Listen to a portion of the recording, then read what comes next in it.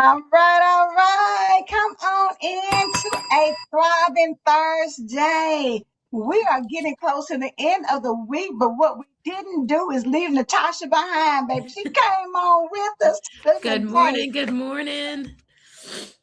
We're so excited to have Natashah be with us, honey, because I'm telling y'all, this week has been literally fire with the conversation. It And we're talking has. about, getting healed for real. We're talking about topics that require you to do a little, self analysis, become a little bit more self aware, to tap into um, healing, like I said, healing for real.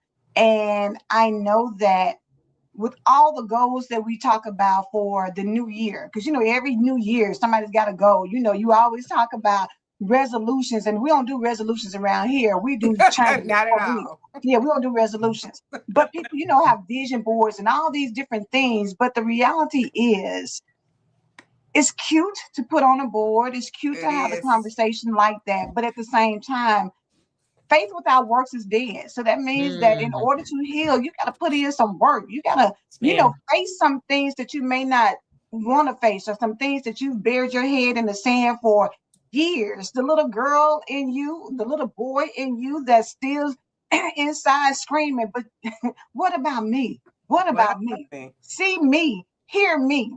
Mhm. The very same thing that you've experienced, whether it's rejection or abandonment, we've done the same thing to the little person inside of us. We've rejected them and abandoned them because we've left them in that space and then go back and get them because we wanted to, move forward in life. And so, super excited to have Natashah here. Thank you all for coming on and being with us again. Miss Phyllis, we see you here. Thank you so much. Good morning, Miss Patricia. Good morning, Farika. Thank you all so much. Kelly said, good morning. I am excited for today. Kelly, we are as well because I Yes, said, Natasha's gonna get to these attachment styles today, baby. We know we're she not is. gonna even do Today, anything else. Natasha, you go ahead. you see who over here like this? Look, matter of fact, let me mute. Go ahead, Natasha. Come on. Oh my goodness stuff. Good morning. Good morning, everybody. Thank you, ladies, once again. Happy Thursday. Happy thriving Thursday. So we're gonna kick it off for those of you who may be around pen and paper and can take notes. I'm gonna break down the 3 insecure attachment styles. So the reason why this was important to talk about is we were talking about trauma bonds for like the last month with Rev Pat and with Angela and Dr. Sparkle, and understanding that trauma leads to attachment styles, unresolved trauma leads to unhealthy attachment styles, also known as insecure attachment styles, which then leads to something we'll talk about maybe next week if you guys want, called codependency. Codependency is rampant in our nation. We have everybody's looking at the drugs and looking at the alcohol, but that is a behavioral addiction. That is a relationship addiction. It is not healthy in a lot of ways, but we need time to really break that down. But today I wanted us to understand 3 insecure attachment styles that develop when we have trauma and we don't resolve the trauma. Or like we were talking about yesterday, we have the mindset, well, that was in the past. I'm not that person anymore. Let's just go ahead and get up and move on with our lives. All right. So the first one is an anxious and or preoccupied attachment style. Anxious individuals who have an anxious attachment style tend to crave intimacy, but they fear abandonment. So you see a lot of self-sabotage. So the person wants to be in connection. Now, remember, when we talk about attachment styles, we are not just talking about in relationship with a partner.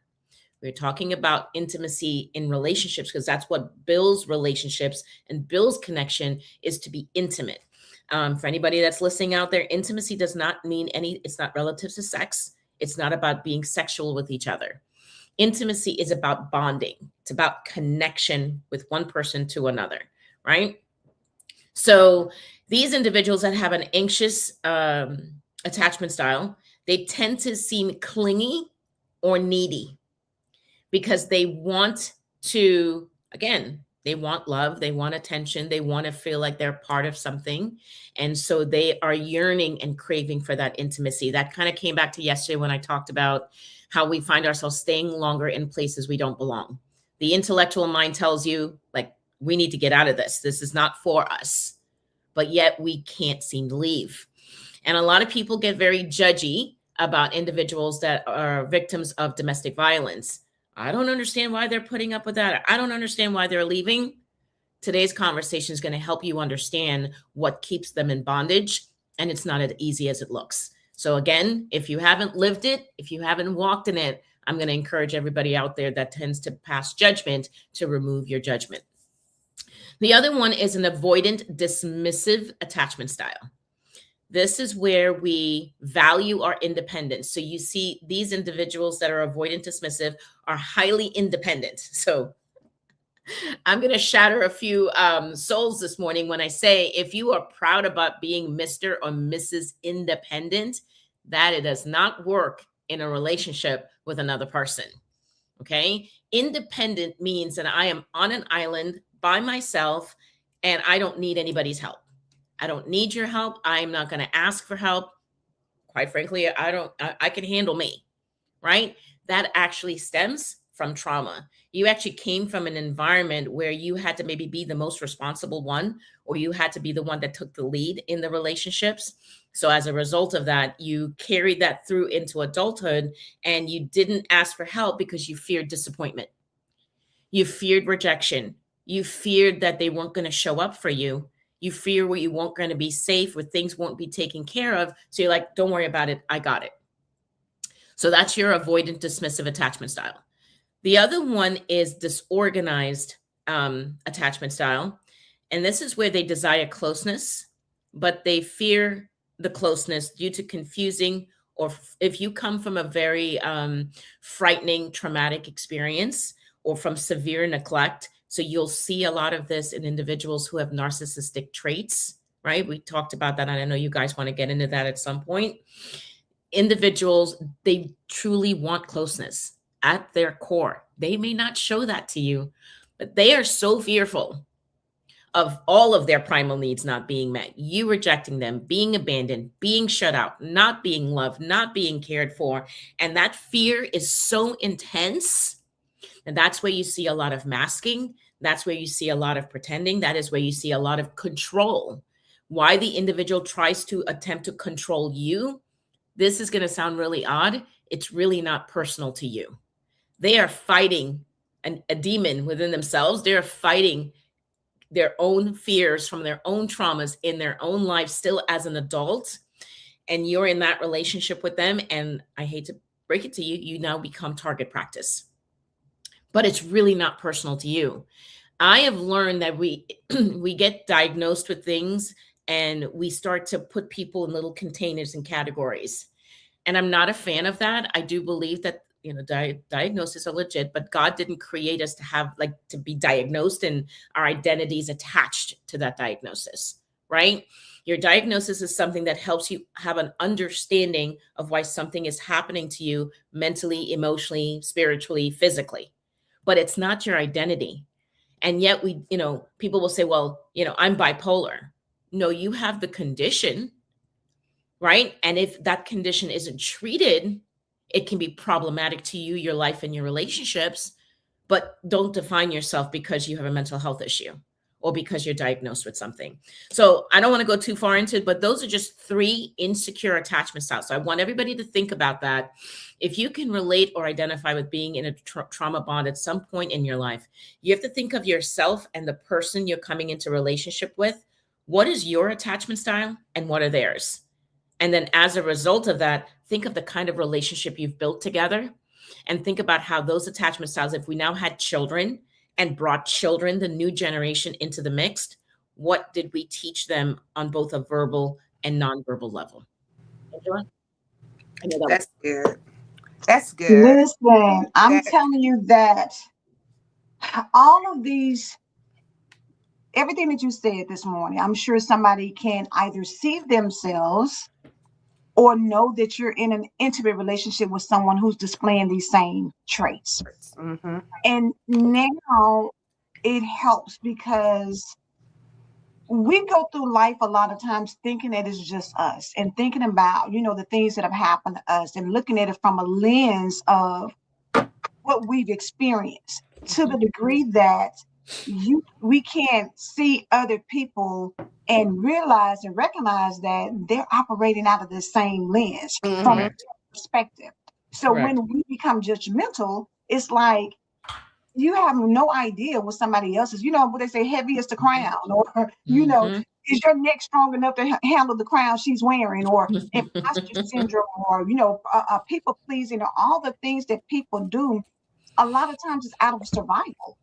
Yep. Yes. Survival because Yes. you're just trying to make it through life without being scarred, without being broken, without being traumatized, without It feeling that happening rejection again. or yes, and what you see on the outside of somebody that you say, oh my God, they're always so happy and positive. Mhm. For some people, that's a facade. They've Mhm. created a whole nother representative, Mm-hmm. with Another these identity. Yeah. happy To put that's characteristics their just to mask. Of survive through course. that day, and the average person, I know that Monica G used to say all the time, how's your heart? Because Mm-hmm. you can say, Mhm. I'm fine, I'm fine. Oh, it's good. Oh, I'm blessed and highly favored. Those are cliche words that are like deflectors. Like, I don't want you to ask me how I'm doing because if Correct. I get into it, I'm going to break down and cry Yep. and I don't know when I'll stop. So I give you these Mhm. little cute cliches, but I don't really want to talk about what's really going on in my life. So, wow. So you're spot on, 1,000%. And then it ties into Dr. Sparkle when you prayed this morning. You prayed for us, backstage, and you talked about God giving us options, right? And the first thing that came to mind was the power of choice. And Angela, what you're talking about is we get to now choose. So I can either Yes. choose to keep my mask on Mm-hmm. and Mm-hmm. and operate off of this new identity that I'm creating for myself. Mind you, it's not created by God. It's created based on the experiences that I've been through. So I can either choose to stay in that place, right? Where I'm still unhealed, I'm still emotionally and mentally not well, right? Behind the scenes, I continue to suffer, or I can choose because God gave me the option to put the mask down, to stop judging myself, to forgive myself, to receive his Mm-hmm. grace, to receive his mercy, and see my identity and know my identity through his lenses, through who he says I am, not who my experiences says I am. Yep. Right. And Yep. I don't know if you guys remembered, or I think Angela talked about it, the beauty queen. She was, I don't know, Miss Universe, Miss Yes. World, or Mm-hmm. whatever. Mm-hmm. Mm-hmm. Right. Beautiful girl, gorgeous. Yes. She won Miss America, whatever it Mm-hmm. was. But And that then inside. her heart, right? Mm-hmm. Everybody looked at her. I mean, it's the same thing with me. I went to a speaking event recently, and my first words out of my mouth to these individuals was that I'm a recovering addict. I had the entire room shook. Why? Because of the way that I was dressed. I walked into the room. They immediately passed a judgment. Your wisdom, like Correct. Right. They're like, They're looking "Yep, like, no way, no no way. way no could she way." have been. Yeah, no way. Yeah. And so when I started telling them that my history, people came up to me and rather than listening to the statistics about addiction and all that kind of stuff, they were more focused on, I can't believe you went through that. And I said, the only Exactly. reason why you can't believe it is because the minute I walked in that room, you passed a judgment on me to assume that I was something you thought I should be rather than understanding me as an individual. And that is not a right or wrong thing, but we just have a tendency to do that in life. We look at people and we draw this conclusion, but we don't have the facts. And I have Yeah. always said At all. that unless you've walked in someone's shoes, Then you you don't have know their shoes. you don't know their But shoes, and you they And say you might don't couldn't judge a even book by its cover, but at the same time, we do all the time. You take a look at somebody, and let's go further than that. Not only how they present themselves and how they look, but you want to know, where do they live? What are they Mhm. driving? All of yeah, those and things like build literally you're watching them walk out to their car. And I'm right. saying this because I'm not saying this, but I've been guilty. I've been Mhm. guilty to Mhm. watch to see what kind of car they get in. Oh, well, they just got in a Nissan, so they might not Right. have it And all so it together. How lowers does your that determine that they don't have it together? Really, they exactly. do because Exactly. they are credit is like they spend their money wisely. Wisely. Exactly. The Or let's Nissan take works it the a step same way a further. Mercedes does. Thank you. But let's take it a step further. It's people who are homeless that Oh are my God, brilliant, I'm that were Mhm. running Fortune 500 companies, but for Mhm. whatever reason, something broke to where they felt like Correct. not they didn't have the money to sustain whatever was going on, but they just Yep. they break to where they felt like, I don't want to be responsible for anything. Or I just want to go anybody. out here. And the same happens with people that struggle with addiction. What you just said is this: they are good people. They are highly intelligent people. They're very Mhm. creative people. Many of them come out of their addictions very successful in life. I know quite a few right now that run multi-million-dollar businesses, right? That's not what You it's don't, about. and It's you about don't know their story. You don't exactly. like. I love that song because you really don't know people's story. You don't know, like, and especially people with high energy. High energy people. Oh, they're just pretending. They're just Mhm, faking. Like, mhm. how do you know if? For me, it's my new hat. This is after healing. Like, Right. like, but you don't know what that person did to get to this joy place, Mhm. and they stay there because they know if they come down, then they could fall back into their mental health. Yes, That ma'am. they really, it's still in them, but they have learned how to deal with it and You let learn how it to not climb out control of its life. I use the analogy of you learn how to climb out of the hole, right? That's a You good have one. resources in life that teaches you how to climb out of the hole, but so now you're more aware that if I get too close to that hole again without utilizing my resources, I run the risk of falling back into the hole. And you do, because it's just like anything else, and how people understand when someone's a diabetic. Mhm. They're a diabetic and they stay away from the sugar. Why do they stay away from the sugar?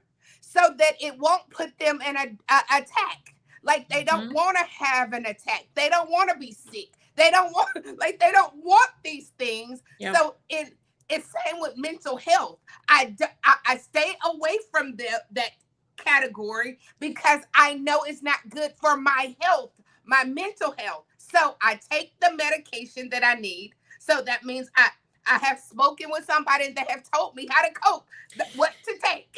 So I want to tie that into those who have a tendency to judge addicts, drug addicts and Mm, alcoholics, Mhm, right? mhm. uh-huh. Drugs That's and good. alcohol is a coping mechanism.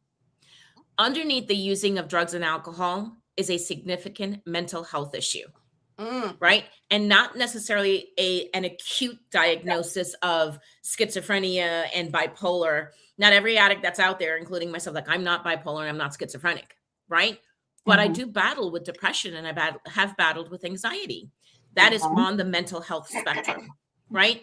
People have a tendency to say this, and I'm God, thank you for the opportunity to be able to say this out loud. People say, when they talk about addiction, they categorize it as drugs and alcohol. And I'm out here to help people understand addiction is the umbrella, and underneath the umbrella is a coexisting illness of mental health and substance use.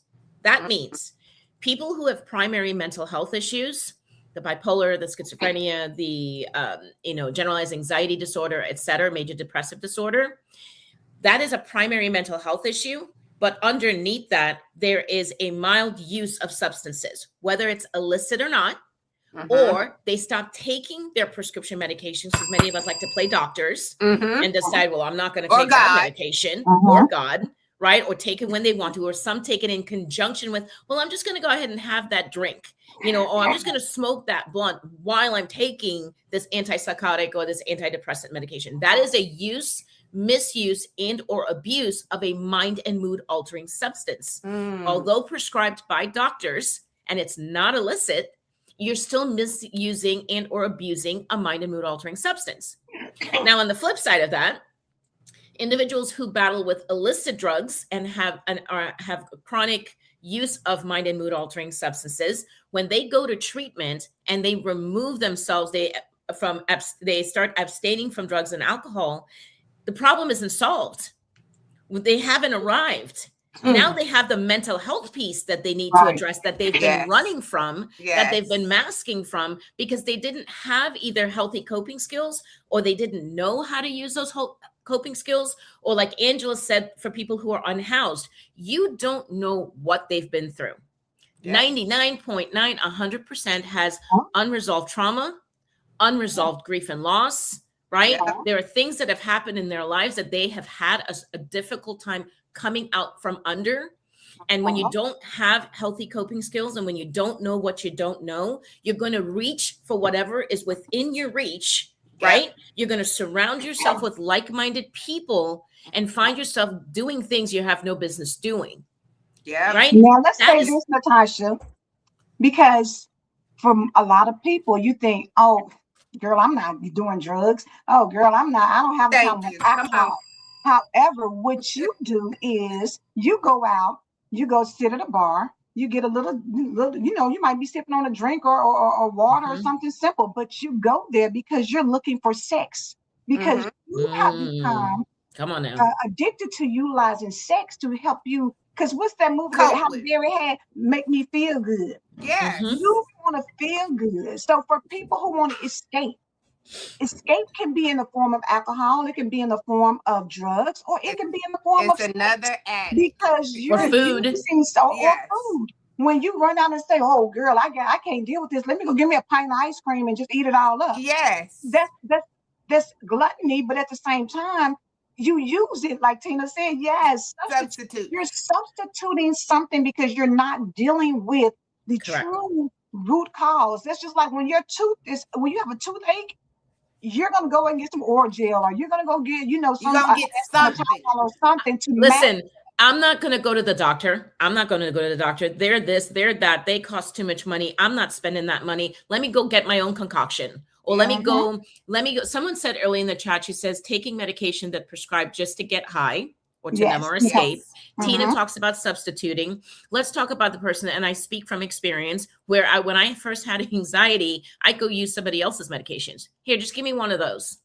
So Mhm. now I'm borrowing from somebody else's Right, prescription right, Yes. because I right. refuse to go to the doctor. Or let's talk about I'm not going to a therapist because what's that stranger gonna tell me? They're a stranger. They don't know me, but you're out here in this world, but I'm not gonna go talk to I'm not sitting on nobody's couch to pour out my own. I can sit on my own couch and pour out my own heart to myself. Okay, you can. And most of the time that works for that moment. So that moment you decide that I'm not gonna have sex, I'm not gonna be out on Facebook twerking every day. I decide that I'm gonna get myself together. Okay. So that month you're good. Then here comes the next month. So now you go back to the bad behavior again. Now you're twerking. Now you're at the club. And I mean, twerking, if that's your thing, that's your thing. Like everybody has their own thing. But I'm saying, where is it coming from? It's a root from it. It's a root from it. You got to pull that root up. Like it's still like your book's stating over and over. Where did the root? It's a root cause to it all. Like you To didn't just wake everything. up and decide. Everything has a root. Everything Regardless of whether you does. believe it or not, Yep. everything stems from a root cause. And this code says sex, attention, men, shopping, sugar, All of it. all addictions I have or am battling. And Nicole, I've Nicole, been there. Me the too. reality is most people are dealing with the exact same issues. They Yep. just don't see it as such. You know Well, what I'm and saying? and I would say, sorry, Angela, I didn't mean to cut you off. Go Sorry. Finish. You can finish your thought. My Go bad. ahead. So I'm just glad it was you. I just, I just wanted to give Nicole some hope in what she just said. The fact that you're willing to acknowledge that you have these problems, you are one step ahead than many people who, like Angela just said, there's a lot of us out there that have it and just sit here and deny, like, that ain't me. I don't know what they're talking about. Mhm. I don't have that problem. I'm fine. But yet you sit in your house, you sit within yourself, you're miserable, you're not happy, you're not joyful, you don't have peace, you're constantly in chaos. And so, again, as we said at the beginning of the broadcast, it's like you have to really do some self-analysis and become more self-aware. So, Nicole, be proud of yourself that you recognize the problem and that now Yes. you have the choice to do something about it. Nicole, I have a question because when you was going through the 3 insecure, anxious, avoiding, disorganized, can you have more than one? Because I was relating to all 3 of them. I'm All sorry. right, you said Nicole. Are you asking the I'm young sorry. lady in the chat or me? Natasha, I'm sorry. It's like, I'm sorry. Natasha, like, is there possible that you can have all three? Because when you was going through them, I could see some habits that put me in those different categories. Is it a That's a great question. I mean, I wouldn't say at the same time with the same person, maybe okay? in different relationships, maybe. Okay. I can't say, I mean, I've always found with working with clients and even in my own life that one always stands out more than the other, Okay. right? Okay. So that's maybe I have to do a little bit of research on that. I think that you might be seeing a little bit of yourself in each, but if you look at it much more closely, You're which one fine. really is sort of the stronger one for you? The Which more one do you find dominant Okay. one. yourself Makes attaching sense. more in Yeah. your Makes sense. relationships? So, Natasha, I'm gonna go back to Nicole. She made the comment, I have overcome sex, men, and attention, but I'm working on sugar and shopping. mhm, When we look at um, what we feel like maybe our levels of addictions, you know what I'm saying? And some mhm, Mm-hmm. are maybe worse than others in our mind, you know what I'm saying? But at the end of the day, excess is excess. And so excessive, Mm-hmm. and you may feel like, oh, shopping, girl, child, I just went out and shopped, but it's no big deal because I'm not hurting anybody with that. However, financially, it puts you on a less than solid foundation because now mhm. you're doing stuff or you're getting things just for the high of, okay, I can go ahead and buy it. So is it the fact that she's overcome the sex, the men, and the attention, which we feel like may be more detrimental because sex could open up to some type of disease or different. Do you know what I'm Yeah. saying? So, Men heartbreak. So is the root actually being dealt with, or is it different roots for different addictions? Angela, do you have a bachelor's or a master's in psychology? Because Girl, you're asking all the right questions. So, Yeah. Nicole, I definitely want you to come back to the morning show and not let me be the one that scares you away. But what you're talking about is what we call a process addiction. You may have abstained from men and attention, but now it's processed itself into working, sugar, and shopping, right? So the answer to Angela's question is no, we have not gotten to the root of the issue. We've removed something with, think of it as a tree and you broke off a branch. So men represented a branch, sex represented a branch, right? We Mm-hmm. broke the branch off and say, okay, I'm done with that. But we haven't really dealt with the root issue because, and how do I know that? Because now we're on a different branch. And I actually have a tree. It's an illustration of a codependency tree that help us see how the root issues we have are buried in shame, neglect, abandonment, and Mm-hmm. enmeshment, right? mm. That's Say it really one more, what all of read it, say it one more time, Nicole, Yeah. Natasha. shame. You guys are going to give me a whole new name now. I know, right? Natasha, Nicole. I love it. In high school, they used to call me Shaka Khan. So, Oh, I can see but that. so it's rooted in shame, neglect, abandonment, and enmeshment. Now, with neglect and abandonment, it's both physical and emotional. So it's physical abandonment, physical neglect, emotional neglect. That's the root issue for all of us. Something happened in life that introduced shame, right? Something happened in life where we were either physically or emotionally neglected, we were Mhm. physically or emotionally abandoned, and or we were in an environment. So enmeshment is where we are entangled in each other's lives and we have no boundaries in our relationship with each other. Many Mm. cultures and generations have a lot of enmeshment. So while many cultures and generations would be like, well, we didn't do drugs and alcohol, you guys were severely codependent. And you have now passed that on to the next generation. That's why I live to help people understand what codependency is and how damaging and destructive it is in relationships. So if we're not treating those root issues, then we're going to be breaking off branches. We're going to be pruning the tree, so to speak, but there's always going to be another branch there that we break off on and find ourselves using as a way to escape, to numb, avoid the real rooted issue. So great It's just like, question. in the Bible when they talk about demons and Yep.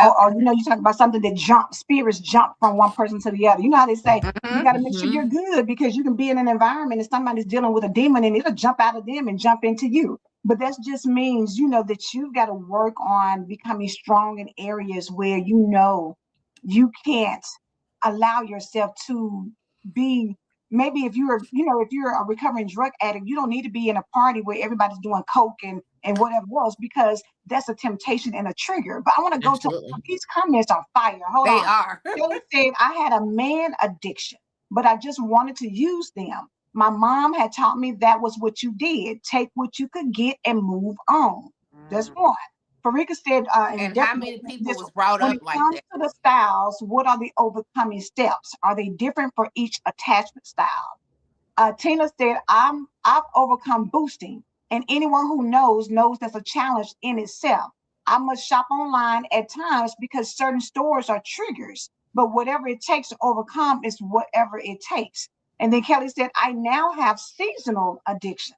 It could be a type of candy, it could be a hobby, exercise, etc. I have no idea of how to break these. It could be a season of a year, 6 months, or 3 months. Natasha, your work is cut out for you on those, but get them. Okay. Because it's all sounding like a root thing. She's going to go back to the root. Yeah, it's going to come right back to the question Angela asked, and what you just said, Dr. Sparkle, is at the end when we say, first of all, let me give so much credit that for everybody that here today is acknowledging you recognize the problem. You are aware. And that is the first step to change. Correct. Right? There's a first step to change. So what you're experiencing, I want to touch on the man addiction. You're really not addicted to men.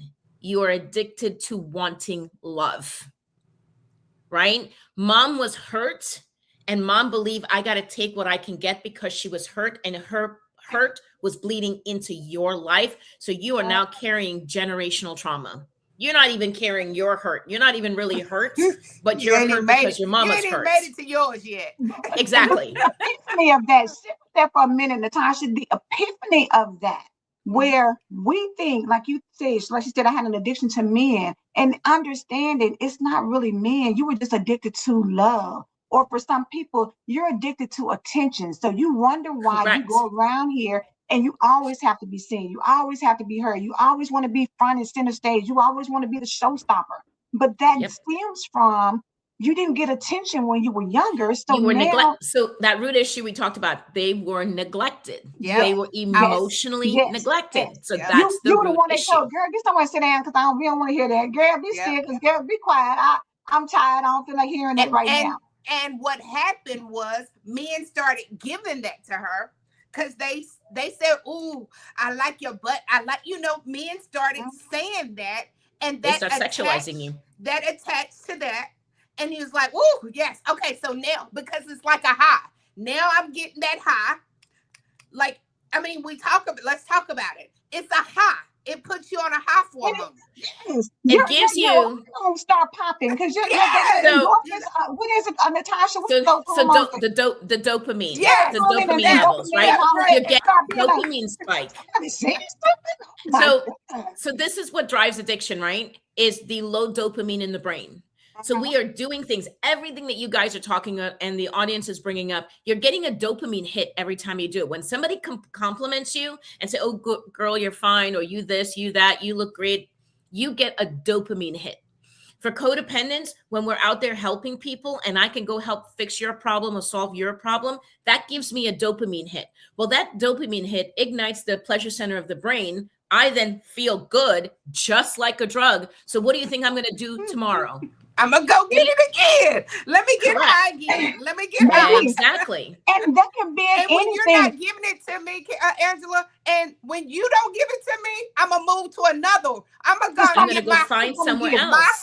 My drug dealer.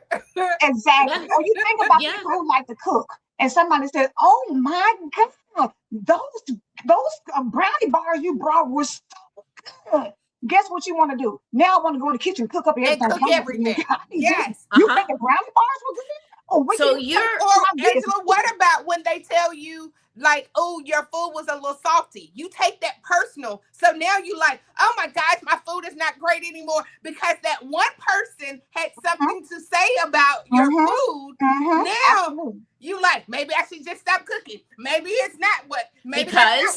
Because you feel rejected. Coming back now. to the Correct. That emotional was I abandonment. was getting ready to say. And you internalize and you personalize because the reality is that's just like somebody said, does my butt look fat in these big in these jeans? Well, you know that your butt looks big in the jeans. However, you Yes. may turn around and put on a pair of black slacks and your butt looks thin. Don't. So it's the perception of stuff. So even if somebody said that food is salty, maybe it was for them because maybe they got a condition where they can't take that Take much it. salt. They got high blood pressure. So they're sensitive to salt, you know what I'm saying? Whereas somebody else may have been like, girl, this was the best food I've ever had in my life.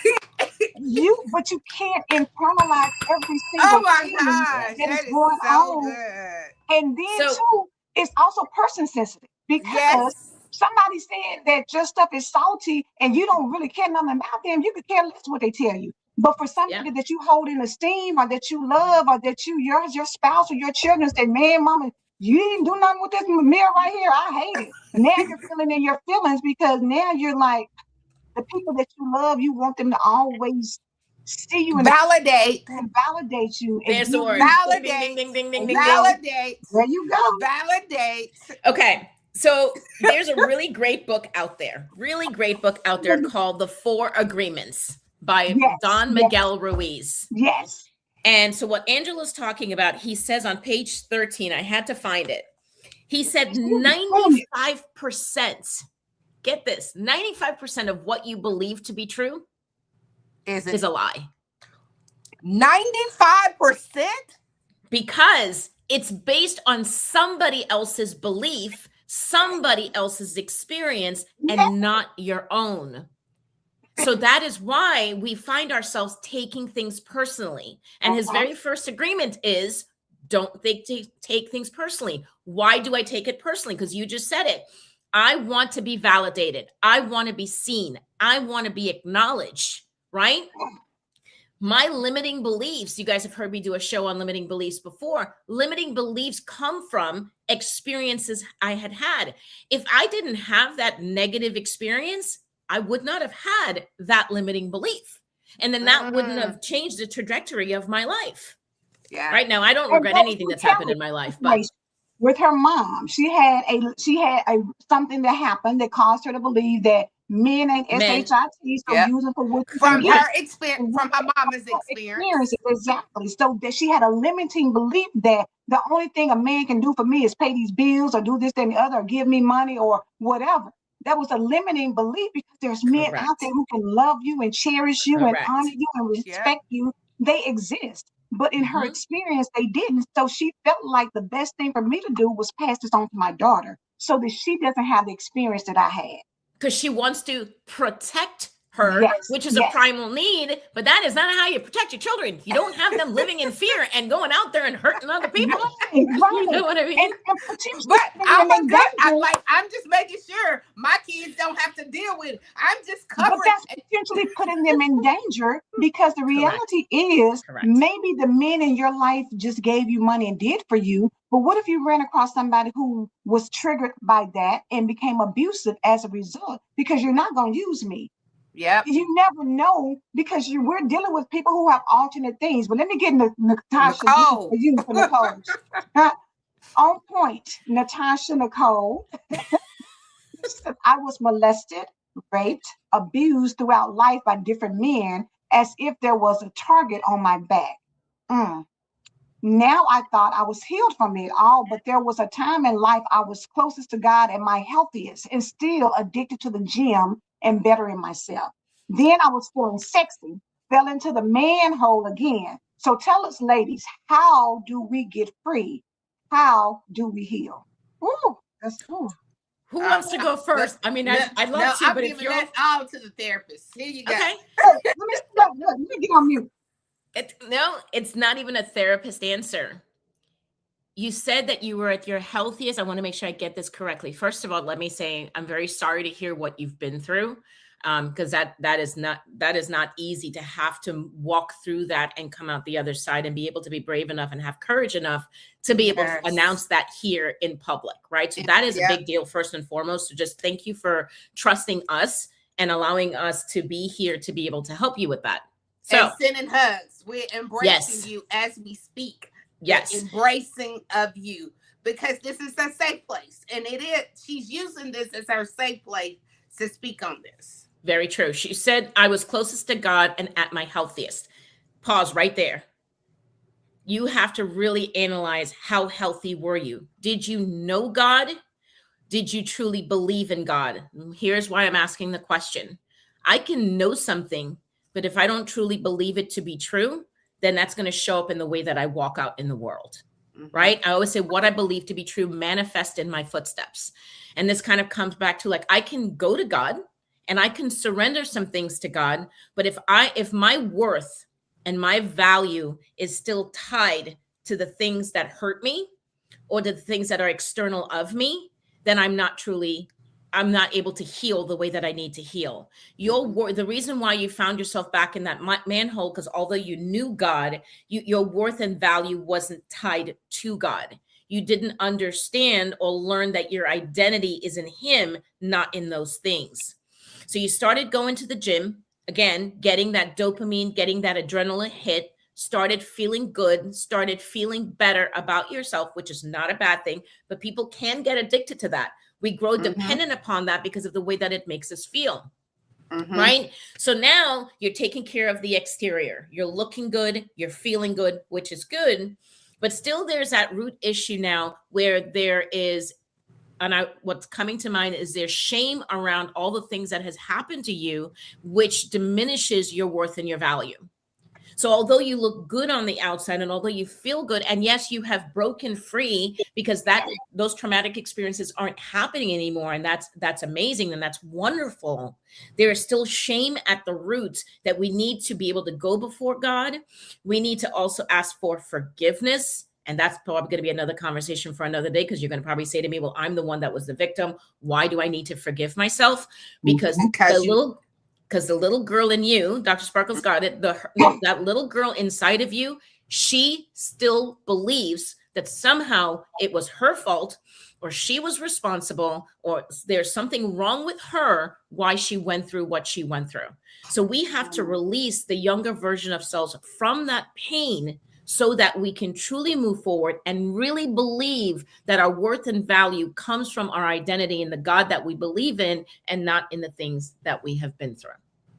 I hope that answered the question. Baby, that was a good.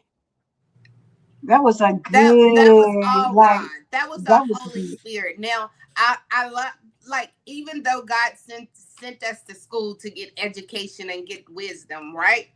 But God, the Holy Spirit still gives us what we need at that moment.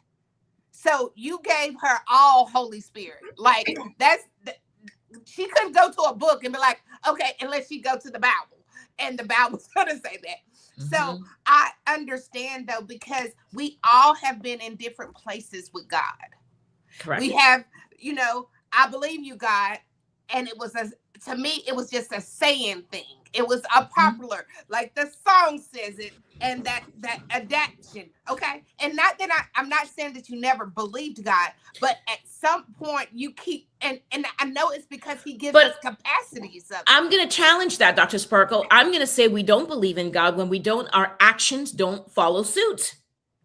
What you believe to be true manifest in the way that you walk. How can I say, and I said this to a client yesterday, how can I say, yeah, I have faith in God, but I can't sleep at night. I'm not eating. I'm excessively worrying. I'm obsessing. And I now don't, and I'm kind of stuck wanting to fix, manage, and control. If I have faith, and Rev Pat talks about it all the time, if I say that I believe in the God and I know what my God can do for me, I could be able to get up, fix my crown, and walk out the door and face life and do whatever needs to be done. Continue to serve the Lord the way He's called me to serve, because I know He's got whatever it is whatever baggage I have that I've laid at His feet. He has. So I want to challenge that in a very respectful way to say that, because it comes back to the cognitive model I've done. If what I believe to be true draw a series of emotions, that's going to then drive behavior. So if my behavior isn't where it's not aligned with God and what God wants me to do, right? It's because I still have unresolved emotion and I'm still believing something that's not true. There's still a limiting belief that exists there. There is a lot of individuals out there, and it may or may not apply to the women that are in this chat today, where they've gone to church, they read their Bibles, they know God, but many I've discovered have resentments toward God, because when I was going through what I was going through, the first question is, where were you? Were you even there for me? And I'm speaking from experience. I have been there. Kelly said that in the comments yesterday. I want to think that's who it was. She was going through something. She was like, where was God in the midst of that? Or taking a step further, when somebody passes away, you're like, God, how did you let that happen? Like, I trusted you and believed that you would heal them.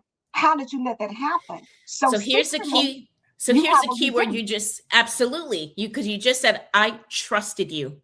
So now if I can't trust you with that, I can't trust you with my entire life. Yep. So, right? So it's not just a little bit. You can't decide. The Christian that says, oh, I love God, I believe God, and you say that on the outside, but your heart, secretly in the inside, you're at home one day thinking, oh, I need a job, and I went out here, and so I'm going to pray to God, but then shoot, he let my mama die, or he let this happen, or that happen. So I don't really know that he's going to let this happen for me.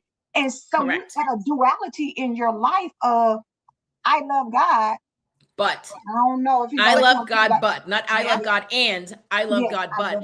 And I learned in early recovery that I keep getting in God's way, and I keep taking my will. Wait a minute. Need to Stop control. Right there. I keep getting in God's way. Like how? I mean, we don't have enough hands to raise up to say, I keep getting in God's way. I keep getting in His way. Oh my God, that one right there. Well, it comes back to what Angela's just saying. If I now inside of me, not confessing that to anybody else, but inside of me, I'm like, I don't know about you, God. Like, I know you show up sometimes, but you didn't show up all the time. So I'm not really sure if I could trust you on this. I'm going to give it to you.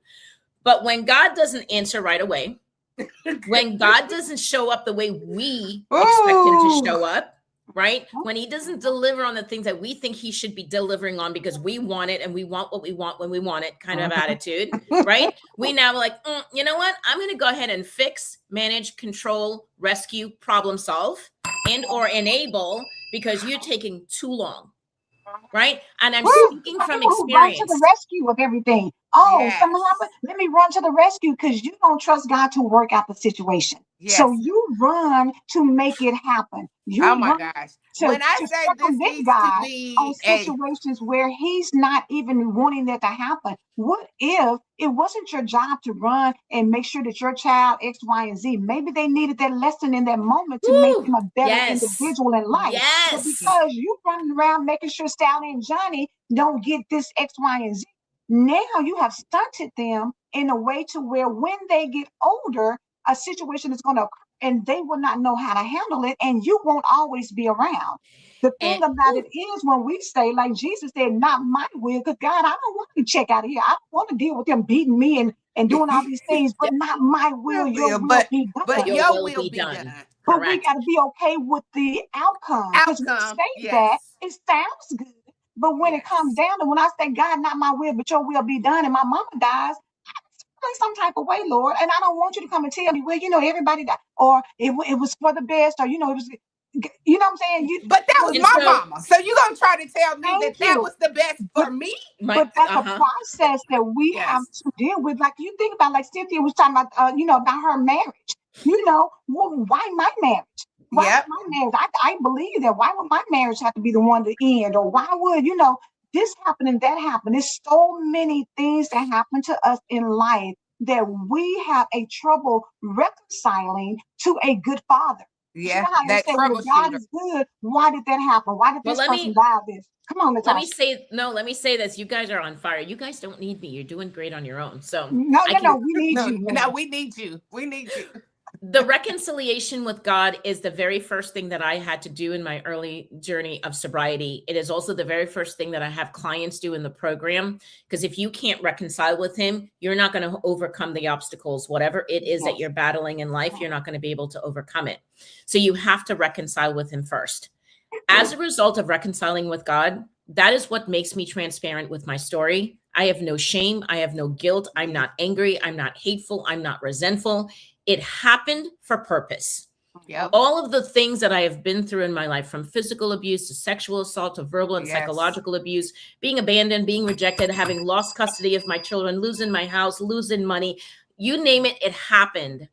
While a lot of that had to do with poor choices on my part, while a lot of that had to do because of me being emotionally wounded and not knowing on how to come out from under that and realizing that God was there the entire time. Like, I knew it, but I didn't know it. Does that make sense? Coming back to the, I didn't trust him enough, right? To go through it. Yeah, when I first got into AA and I was getting sober, the very third step says, surrender your will to God. And I said, surrender? I ain't surrendering to something that I can't see and I can't hear and I don't even know where he's at because he wasn't. I'm going to be transparent with you. That's how I felt about that. Think about it, so many people feel the exact same way. You may want to act like on Sunday morning that you know, look, I'm prostrating. My God. Right. But behind closed doors, you're thinking the exact same thing. Like, correct.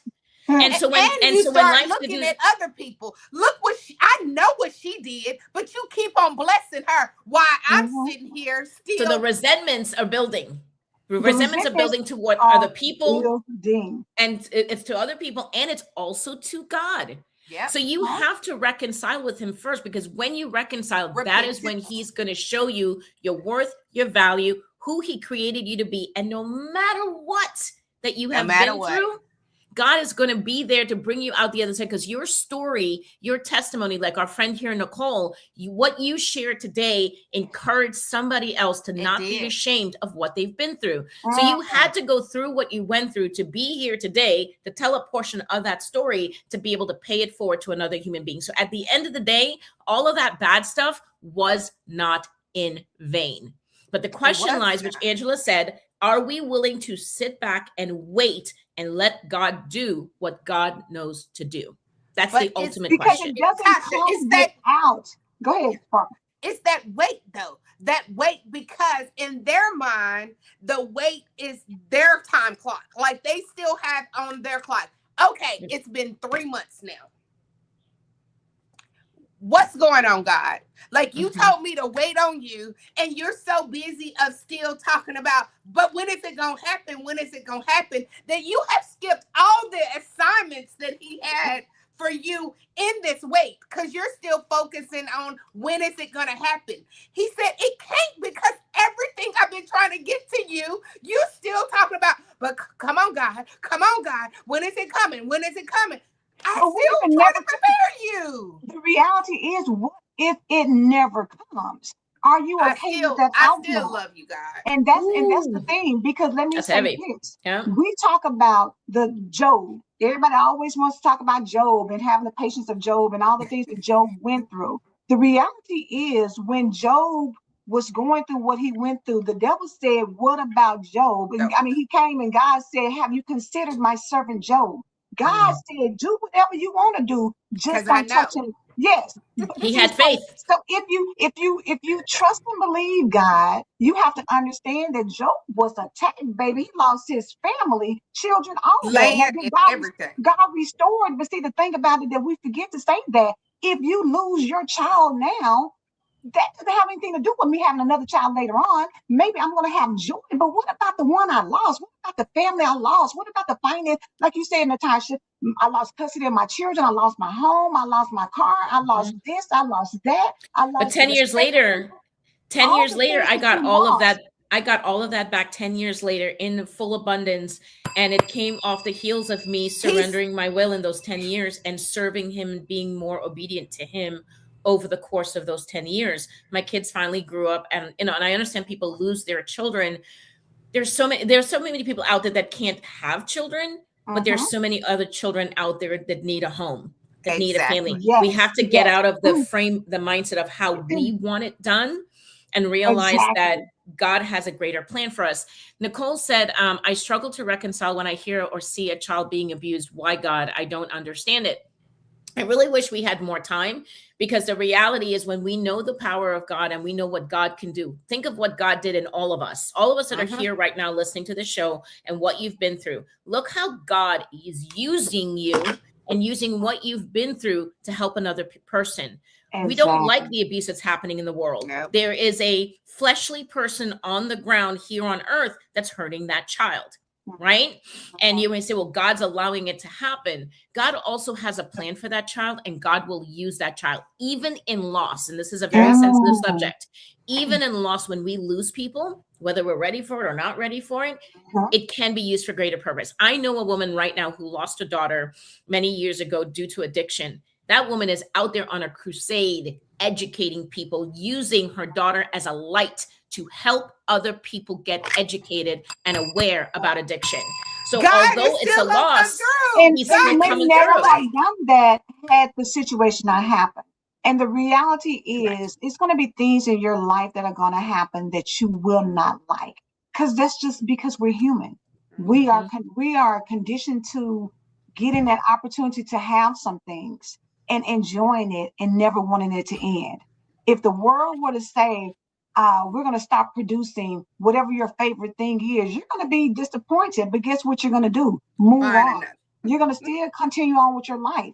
The quality of your life depends on whether or not you say, God, not that why did you do this, but God, thank you for giving this to me for the people, because it wasn't mine to have anyway.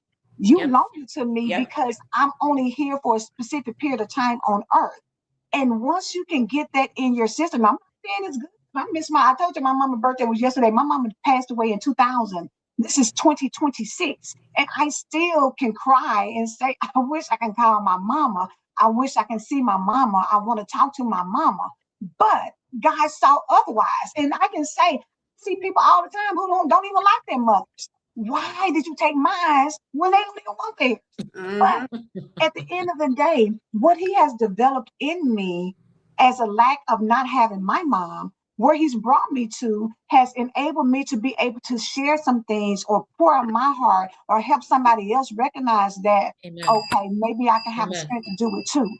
You never know, but you got to be able to get yourself to a point where you are okay and you know that you're okay. And you Yeah. understand that even when God does things that we consider bad, in the grand scheme of things, it's honestly not even about us. The It's things that not. happen in life are all about Him. And when you get that in your head, anything that happens to you doesn't have anything to do with you per se. Yes, you're here, but Yeah. it's not even really about you. It is Listen, all about the glory of God. I At say the end of thank the you day. now when God take things out of my life, when things are Mm-hmm. removed, whether in the Mm-hmm. physical sense or, Mhm. I lose Mm-hmm. someone or something, I say thank you. Now, people will Thank say, you. well, why are you saying thank you? Because Mm-hmm. God, I love Jeremiah 29:11, for I know the plans I have for you to give you hope, Yes. future, and for you to prosper. If I truly believe that, everything he gives and everything he takes, he is doing it for purpose because he sees the way. He knows ahead of me things that I And cannot see with my eyes. Right. So I have to thank him even in the storm. And I'm going to tell everybody who's hearing this today, I wasn't this person 15 years ago. I was bitter. I me was either. resentful. I was Yes, angry. Yes. exactly. I wanted to I wanted to set the whole world on fire because I made it And about let me. it And like, just burn. absolutely. And like when Angela That, said, it was always about why me? And, why is this happening to me? Now I say, okay, first of all, thank you for what's happening, given or Mm-hmm. taken. And what do you want me to learn from it? What is the Yep. lesson that I need to take away from that experience? And that that part. changes the game, changes my perspective on life. And I deal with things. That's saying that it's like Angela said, it's not that it's not painful. I'm Mm-hmm. still human. If you cut me, I bleed. So I have feelings and I'm going to cry about it, be sad about it. But I don't hold on to those emotions like an anchor to my feet anymore, where it paralyzes me from truly living the life that he's called me to live. And that's what the Now let's go program to is based Kelly's on. comment. I have not heard of sozo, Kelly, but she Neither. says a biblical healing between you and God, Jesus, and the Holy Spirit. So that's something for us to, look into for Yes, I sure. haven't So thank you either. for sharing But Natasha, I love that you say that because learning to say thank you was a taught mentality. that. Like you didn't like And it's a that's what I it think shifts. about God. That's what I thank God for his patience. He is so patient Patient. with us. Oh, Yes. Yes, yes. Yes. because if it was us, it would be another story. Like I told you not to touch it and you keep on touching it. So I'm gonna cut your hand off and go about your business. But he's so patient because the way to say thank you now and to really mean it in your heart is a total different mind change. But I'm telling you, these people are blowing up in the comments. I I don't love know. Miss Phyllis's comment. She said, "Thank you, Natasha. You broke it down. My life experiences brought me to fully get out of my own way by aligning my life totally to God's will. I believe God for my purpose in life. Jesus is truly my Lord." Nicole says, "Oh, yes, and God blessed her in her mission for her daughter. I am on a crusade right now for my sister that didn't survive all that we went through. She died of drug overdose in 2022, and just now, like literally yesterday, am I finally able to speak publicly about it to help others? See my campaign on my page and please help." Nicole said, "That's good, Natasha." Angela Sparkle, thank you all. And thank you all for being here Absolutely. with us. We are at the top of the hour, and so y'all know we can We really are. be talking about this. So the beauty of this is, as a result of you all and me and Sparkle pleading and begging and putting it out there in the universe, Natasha has agreed to come back. So she will be a regular on the show Tuesday, Wednesday, and Thursday of every week. And so, y'all, we are healing for real in 2026. And so the thing about it is, don't censor yourself and keep yourself away from healing, because the Don't. reality is you can't heal from what you don't reveal. And Mm, this is a judgment free place. We're not It judging is. you for whatever addiction you have, whether it's men, whether it's food, whether it's sex, whatever it is. We're Whatever it not is. doing that. And Tomorrow, let me say that Christina Addison will be here. She wrote a book, a first time author, The Girl Who Didn't Break. And a lot of the mm, concepts and things that we talked about today, Natasha, is rooted and grounded in the trauma bonding and the things like that, in her story. So wow. I'm telling Yeah. y'all, baby, I just Sickness want to and scream Power out, Morning Show. Angela, before we end. Okay. Remember, anything that hurts is for you. Mm, Just because it hurt does not mean it's not for you. A hurt, you know how you say hurt people that hurt that you realize, that ouch, that hurt is for you to sit Mm-hmm. in it, get the revelation that you need, get the faith that you need, increase your love, increase it all, but don't stop running running every away. time it hurts. Yeah. Because a lot of things that's going to be said, it's going to hurt because you can relate to it. Mm-hmm. But we have to stop running so that we can get the healing that we need and take off those tennis shoes and take off that track. And can we teach our kids? Can we teach our kids at a young age, give them permission to feel whatever it is that they're feeling, and teach them healthier Yes. ways on how to deal with that? Can we do that in the interim as well? Yes. Yes. And can we also do, if you're not okay today, if you're not okay in the moment, it does not mean you're not okay through the whole day. It's just a moment. Right that moment you felt it.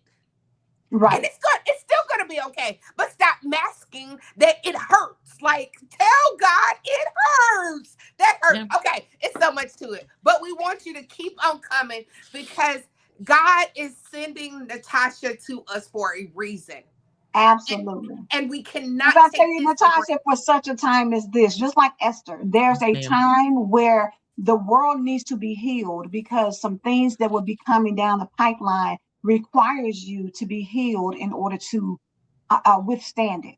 Amen. So take Amen. this time to really pour in and take this time to share it with somebody that you love, that you know needs to be healed, because they may not receive it from you, but they can sit back and watch it at their leisure and get some healing themselves. So everybody won't tell you what they need, but if you know, or if you get an unction from the Holy Spirit to share this with somebody, don't don't Dude, don't hesitate on that. And just Share.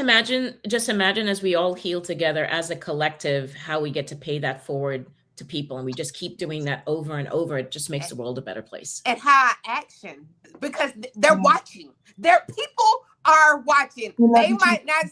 might say they don't like you, but they are watching you. They're Oh, for Yeah. watching sure. how, For if you sure. love God so much, let me see how you really handle this. Right. They really are watching. Mm. Last thing, go ahead and get your book because Natasha, I went to order mine yesterday and I won't get it to Monday. So and I have Prime, but you know, Amazon has their thing. You know, we just had bad weather and things Yes. happen. Right. So go ahead and get your book because February 1st, we are kicking off our book club. I am getting everything together. We're trying to figure out a name, and you know, we gotta have it all so pretty and pretty. Let's push it to the 15th, Sparkle, because if you're not getting your book to Monday, the first is Sunday. So if you're not getting your book to, so yeah, let's push it to the 15th to really kick it off so people have time to order their books just in case they don't So have time and theirs won't be here till, you know. if you did start on the 15th, so I'm out of town that week of the 15th, the Tuesday. I'm gone from the Wednesday till the following Wednesday. Which is fine because on the 15th, we're just coming together, making sure everybody has their book. Like it's an introduction. And setting up the framework of what it's going to look like. Gotcha. It's just an introduction, and I can send that to you. That's just a straight introduction, which I think that would be good because the main, you know, we're going to wait until the next one where you're really going to come out and do the work. But can you give them the name of the book again, just in case we have some new people in? So it looks like this, Tree of Life, right? And it's called Getting to the Root of It. I know it's kind of tiny up at the top, but Getting to the Root of It. Put in my name, Natashah Khan. There's an H at the end of my first name, so it's Natashah. And again, it's Getting to the Root of It. And again, you know, you'll get it if you order it today. You'll get it by Monday and be ready to be part of the book club. This is exciting. So I'm excited about this club because when you have something to follow, like we have, and you're gonna be able to write in it and do whatever. Do not get this book to pass it along to somebody because you need to. No, don't get the Kindle. No, get the book. Like and get the book because you need to have it in your hand. Get both. You know, where you can read it while you're on the road, but also have it in your hand because I actually had a friend that did that. You got to do everything to this book. She said, again, Sparkle, for the first. Okay, February 15th will be the first day. I don't even know what day of the week that is. That's a Monday. Sunday. Hold on. It's a Sunday, I think, because the 14th is on a Saturday. Oh, yes. The 15th is a Sunday. So it's the 15th, and we will always have it will be the 1st and the 15th. So that you can always remember on the 1st and the 15th is our book club time. That's the time that we're going to dissect and break down, but we will break all that down on the 15th. Yeah. The whole point right now is get the book. Get the book. Get the book. Get the book. Get the book. Get the book. That's the first step. The first step, don't worry about anything else. The first step is get the book so that we can get healed for real this time. Because we're getting to the root of it and we can get deeper because y'all, this right here honestly has been deep sessions all this week, but we can go even deeper and you have an opportunity to really have your voice because a lot of you have experiences and have things, but you won't say it on the chat, which is fine. But when we have the book club, we can actually have deep conversations and really share some things that can help. So we need to get out of here. Reverend Pat is on sabbatical this week, so no daily devotional after this. Come back tomorrow with Christina Addison so that you can enjoy her being here and support her as well. All right.